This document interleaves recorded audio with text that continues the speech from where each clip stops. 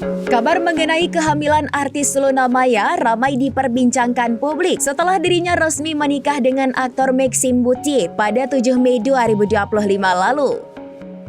Pernikahan yang digelar secara tertutup di Como Shambhala Estate Gianyar, Bali itu sempat menjadi sorotan dan kini pasangan tersebut kembali menjadi perbincangan karena isu kehamilan Luna Maya. Setelah 2 bulan menjalani kehidupan rumah tangga, Luna Maya tampak menikmati perannya sebagai seorang istri. Namun belakangan beredar kabar yang menyebut bahwa Luna tengah mengandung anak pertamanya.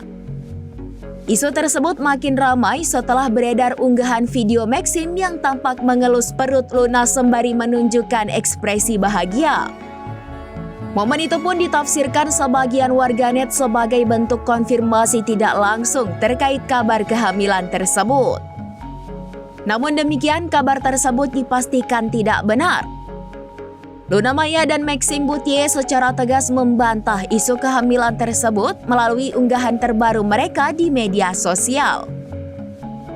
Sementara itu, Luna Maya menyebut bahwa informasi tersebut bukan berasal dari media arus utama, melainkan dari oknum yang diduga sengaja menyebarkan berita bohong demi popularitas di media sosial.